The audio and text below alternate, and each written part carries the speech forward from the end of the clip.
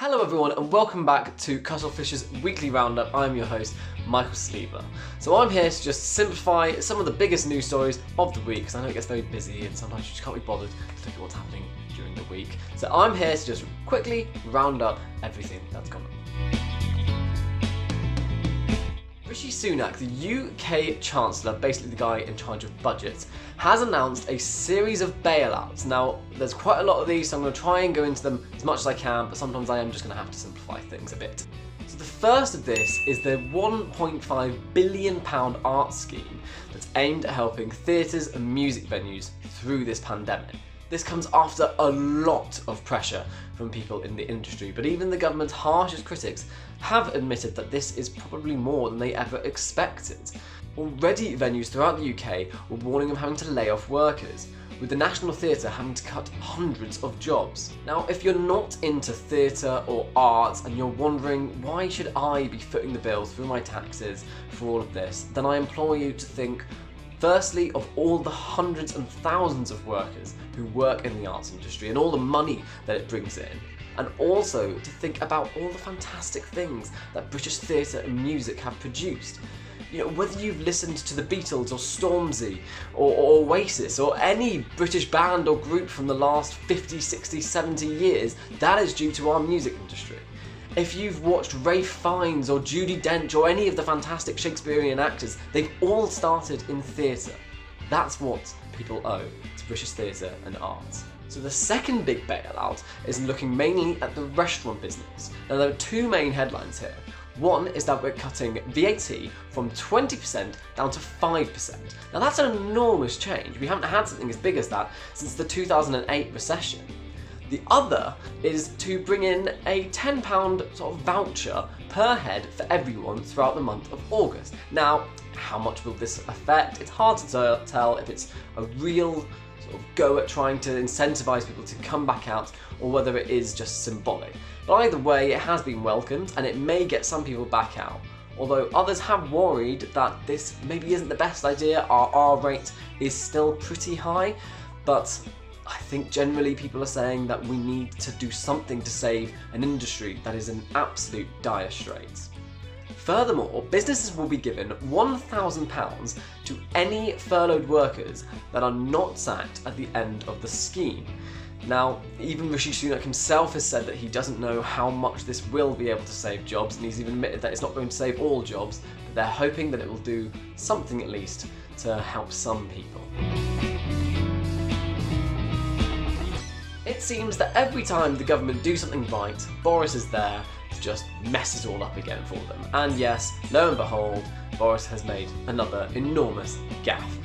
But this one is profoundly insulting to many people in the care home industry, as Boris has effectively blamed them for the terrible amount of deaths that we've seen in care homes. He said that many workers didn't really follow procedures. Now, to put this in context, most of these workers were working incredibly long hours, and many of them decided to leave their homes and move completely into the care homes in order to make sure that they weren't bringing the virus in themselves. Most people are in agreement that the main issue for care homes was the fact that people were re-released from hospitals back into care homes despite warnings that they may have the disease. The government have acted quickly to bring in all these schemes which have distracted people away from what Johnson has said. But I think many people, particularly those in the care industry and those who've lost family members, won't be forgetting what his comments were quite so soon. Legendary Italian film composer Ennio Morricone has sadly died, aged 91. Morricone was responsible for some of the most iconic film soundtracks of all time, including this tune from The Good, the Bad and the Ugly. It just gives you shivers. Now, he wrote scores for over 400 films and worked with some legendary directors including Sergio Leone, John Carpenter and Quentin Tarantino. In particular, he is known for his work on westerns. Now, whether your view of the Wild West is Clint Eastwood riding in on a poncho or whether it's John Marston in Red Dead Redemption, the chances are it has been deeply, deeply inspired by his work. Hollywood has lost a true great.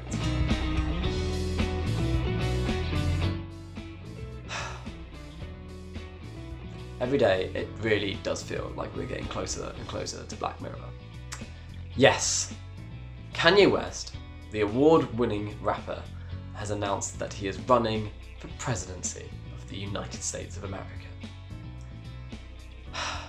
Kanye's policies are vague at best and just downright mad at worst. I would love to go into each one of them and talk through the issues with them, but frankly I don't have time, and I think it's much better if I just say them and you can just hear them, because they are incredible. So to start with,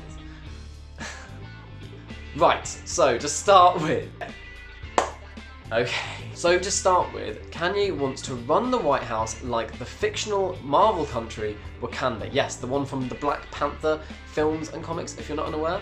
He's extremely worried about a coronavirus vaccine, as he's worried the government will put chips inside of us. He would call his political party the birthday party, because when they win, it'll be everybody's birthday.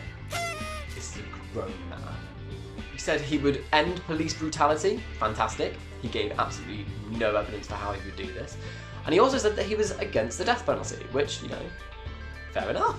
However, he's also said that he wants to clean up chemicals, and he's also said that he's pro-life, as abortion does not follow the Bible.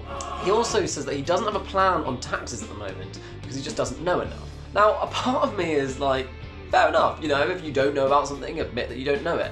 However, I also feel that if you're going to run for the most important and powerful role in the world, that you at least know the foundations of taxation, which is probably the basis for any government.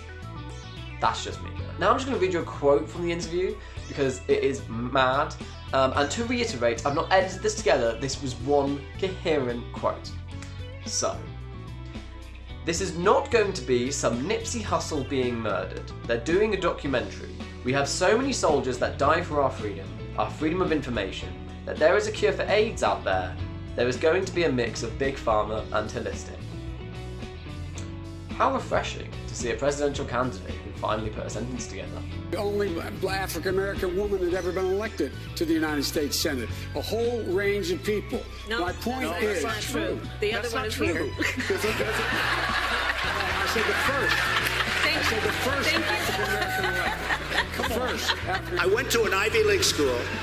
I'm very highly educated. I know words. I have the best words. But there's no better word than stupid.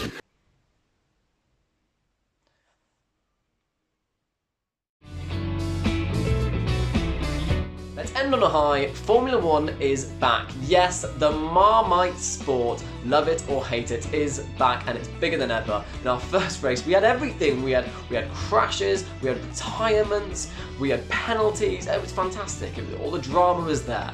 Now, Valtteri Bottas came out in first, shortly ahead of his teammate Lewis Hamilton, who was then later given a 5-second penalty due to hitting into Albon. It's a season that's been delayed by months and already has had plenty of drama. The biggest headline is that Sebastian Vettel, the 4-time World Championship winner, will not be driving for Ferrari next year after they announced they will not be renewing his contract. But on the flip side, Fernando Alonso, one of the greatest drivers of this generation, is coming back after a 2-year layoff to rejoin the team, Renault, where he previously won 2 World Championships. All in all, it's going to be very, very exciting. So thank you very much for watching Cuttlefish's weekly roundup. If you want more information, please go online and check out the Cuttlefish page. Thank you, and see you next week.